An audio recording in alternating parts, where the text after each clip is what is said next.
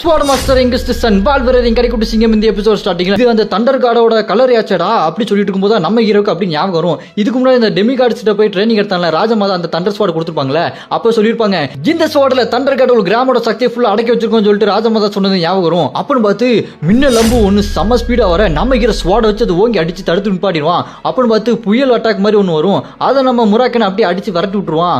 அப்பதான் தெரியும் அங்க நிக்கிறது பெரிசு. நம்ம ஹீரோ பார்த்துட்டு ஏய் நீ தானே எங்க அம்மா கொன்ன ஒரு வழியா ஜோசோ உன்னை இங்க கூட்டு வந்துட்டான் நான் உன்னை கொல்ல போறேன்டா அப்படி சொல்லிட்டு செம்ம டென்ஷனா பார்த்துட்டு இருப்பாளா. அந்த பக்கம் ஜூலியான்ற பையன் இருந்தா பாத்தீங்களா அந்த மின்னல் கடவுளோட கான்ட்ராக்டர் அவன் கையில அந்த மின்னலான ஆனா அந்த வில்ல வச்சுட்டு நின்று இருப்பானா. அதை பார்த்துட்டு இந்த பக்கம் அந்த பெரிய சொல்லுவா டேய் மின்னல் கடவுள் கான்ட்ராக்டரே அங்க அந்த மனுஷங்களை அட்டாக் பண்றா அப்படி சொல்ல அந்த மின்னல் கடவுள் பையன் நம்ம டிராகன் முராக்கனை அட்டாக் பண்ண போயிடுவான். அதை பார்த்துட்டு நம்ம முராக்கனும் டே பொடி பையல நீ சின்ன பையன்டா என்ன மாதிரி ஒரு டிராகன் கிட்ட நீ சண்டை போடுறதுக்கு உனக்கு எவ்வளோ தைரியம் இருக்கணும் நான் யாருன்னு உனக்கு காட்டுறேன்டான்னு சொல்லிட்டு செம்ம ஸ்பீடாக போவான் பாருங்க.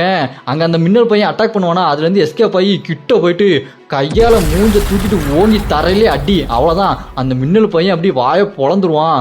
அதை பார்த்துட்டு நம்ம முறைக்கணும் இப்போ தெரிஞ்சுக்கிடா ஒரு டிராகன்னா எந்த அளவுக்கு பவராக இருப்பான்னு சாலா என்கிட்டே ஓவரா மோதுற அப்படி சொல்லிட்டு இருக்க அந்த குஞ்சன் இருக்கான் பார்த்தீங்களா அவன் ஸ்வாட வச்சுட்டு ஓங்கி அட்டாக் பண்ண வருவான். நம்ம ஹீரோ அதை தடுத்து சண்டை போட்டுட்டே இருப்பான். அப்போ நம்ம ஹீரோ அந்த குஞ்சனை பார்த்து சொல்லுவான் டே நீ என்ன நினச்சிட்டு இருக்க உன்னோட அம்மாவை நான் தான் கூட நினச்சிட்டு இருக்கியா இல்லடா நான் அவங்களை சட்டத்துக்கு முன்னாடி இம்பார்ட்டன் தான் கூட்டு போயிட்டு இருந்தேன். அப்போ ஒருத்தன் திடீர்னு வந்து அட்டாக் பண்ணான் அவங்ககிட்ட இருந்த விஷம் உன்னோட விஷம் இப்போ சொல்லு யார் அவனை கொண்டான் அப்படி சொல்லிட்டு இருக்க அவனோ டேய் வாய முடுறா ஒழுங்கா சண்டை போடுறா அப்படி சொல்லி சண்டை போட்டு இருப்பானா.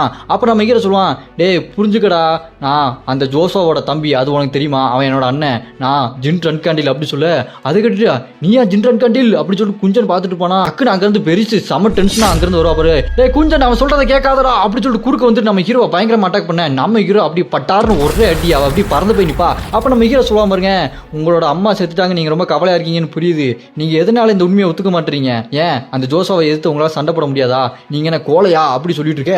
அதை கேட்டு பெருசு செம்ம டென்ஷன் ஆயிட்டு வாய மூடுறா அப்படி கத்துவா பாருங்க செம்ம டென்ஷனா அவ சுத்தி அப்படி பவர் பயங்கரமா வந்துட்டு இருக்கும். அப்படின்னு பார்த்து நம்ம ஹீரோவோ இங்க வேற ஏதோ வித்தியாசமா இருக்கே சொல்லிட்டு பார்த்துட்டு இருப்போம். அப்ப அங்க முராக்க நம்ம ஹீரோ பார்த்துட்டு டே தம்பி ஒரு சின்ன பிரச்சனையாச்சுடா அப்படி சொல்ல அதை பார்த்து நம்ம ஹீரோ டே என்னடா பண்ண அப்படின்னு கேட்க முராக்க சொல்லுவான் இல்லடா ஓங்கி ஒரு அடி அடிச்சேன் இன்கார்னேஷன் ஆயிட்டான்டா அப்படி சொல்ல நம்ம ஹீரோ என்னது இங்க் அடிச்சிட்டியா அப்படின்னு கேட்க அதுக்கு முராக்க சொல்லுவான் டே இங்க் இல்லடா அவன் இன்கார்னேஷன் ஆயிட்டான்டா அவனுக்குள்ள அந்த தண்டர் காடுக்குள்ள வந்துட்டான்டா அப்படி சொல்ல இதுக்கு முன்னாடி அந்த கிராமத்துல ஒரு பொண்ணு உடம்புல அந்த காடு வந்து உனக்கு அந்த மிரர்லாம் கொடுத்தாங்களா அதே மாதிரிடா அப்படி சொல்ல நம்ம ஹீரோ சாக்கிடுவான் என்னடா இது ரொம்ப பயங்கரமா இருக்குமே அப்படி சொல்லிட்டு இருக்க அவன் கையில இருக்க அந்த தண்டர் ஸ்வாட் செம்ம பவர்ஃபுல்லா வேற லெவலில் அவனுக்கு எதிர்த்து நின்று இருக்கு அதுல இருந்து பயங்கரமான பவர் அப்படி வெளியே வந்துட்டு இருக்கும்.